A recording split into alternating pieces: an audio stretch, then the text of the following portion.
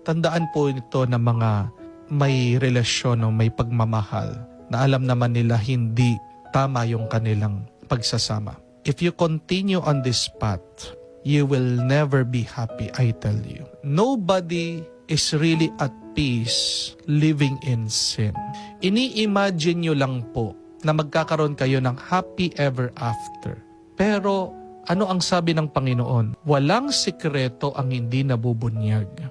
Dahil tanungin nyo man ang inyong sarili, inyong kaluluwa. Pray in silence. Ito bang ginagawa ko tama? Alam niyo po sagot yan.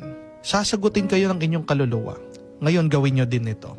Kung ilagay nyo yung sarili nyo doon sa lugar ng asawa ng boyfriend nyo. No? Put yourself at the shoes of the wife. Gusto nyo yun? Na merong pinakikisamahan yung inyong asawa na iba? Kahit din naman kayo, hindi kayo komportable doon. Kahit din kayo, hindi kayo magiging masaya doon. No? So why do it to others? Ano sabi ng Panginoon? Do unto others what you want them to do unto you. Masaya ba kayo na nagiging instrumento kayo ng kasiraan, ng tuwa ng ibang pamilya? Can you live with that? Can you sleep well knowing na nag-aaway yung mag-asawa dahil sa inyo? Kung kaya nyong maging masaya na alam nyong kayong nagiging dahilan ng kanilang away, ng lungkot ng ibang babae, then again, please pray very hard. It means one thing, that your conscience is not working properly. No? Magdasal kayo. And I pray for you. Nakakatakot pag hindi na tayo nakikinig sa ating konsensya. Nakakatakot pag hindi na tayo kinakain ng ating konsensya. No? So, I tell you this. Yung pong mga nakikipagrelasyon, yung mga may mga kalaguyo sa inyo, hindi po kayo magiging masaya. You will never have that happily ever after. That is your imagination. So, anong payo ko po? Spare yourself from more heartbreak. Please stop this relationship. Pray, ask the Lord, Panginoon, ipadala mo na yung tamang tao sa akin. Pag taken na, wag nang kunin. Di po ba? Pag kinuha mo na may pagmamayari ng iba, anong ibig sabihin nun? Nagnakaw ka. Hindi lang nakasaad sa 10 utos, yung wag kang makikiapid. Pero ano yung isa pang commandment? Thou shall not steal, and you're stealing somebody's relationship, somebody's joy. So please, please, believe that there is something better for you. Anong temptation ng demonyo? Sinasabi sa atin, pinipresent sa'yo, pinapakita, ito masarap, ito mabuti, ito yung the best. But those are false promises. That is false advertising. Tayo naman, agad tayo nagpapaloko. Huwag po tayong magpapahulog sa tukso. Dahil pag nahulog ka diyan, parang konsuelo de bobo mo na lang na, ay naloko ko pero okay na, sige na. Parang pinapasaya na lang natin yung ating sarili na, ay napamahal ako dito, naloko ako pero I will make the best out of it. You don't need to do that.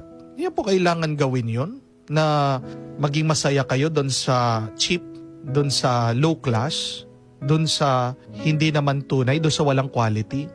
God's dream for us is the best life. But we do not want that, no? Because we settle for less. Please, please, I'm praying for you. Spare yourself from pain, from more hurt and heartbreak.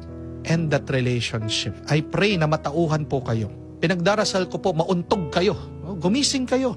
Gumising kayo dyan sa inyong pagkahilo, sa inyong pagkahumaling, dyan sa inyong boyfriend na may asawa. No? Pinapanalangin ko din po, mauntog din yung inyong boyfriend na yan. No? Kasi kung hindi tayo masasaktan, hindi tayo matatauhan eh.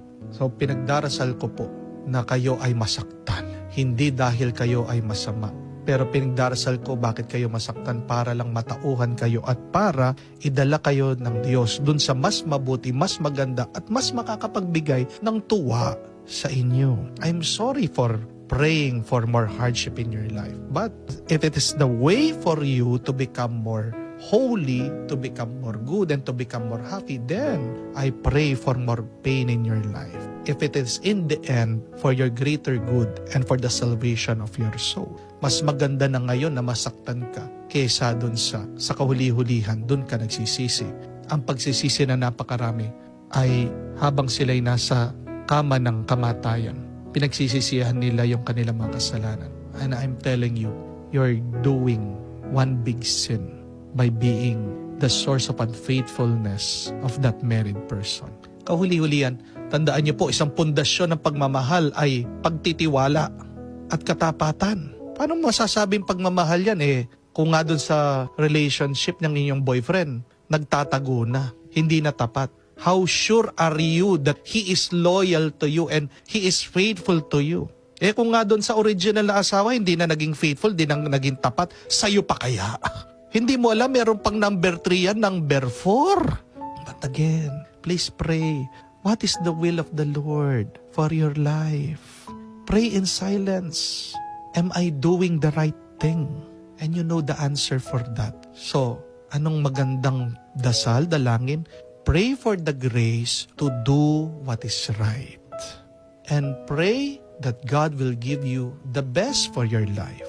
Pray for the Holy Spirit to enlighten your mind to go. Take the path of what is right. Yan yung aking dasal at dalangin. Kayo po ay basbasan ng Diyos.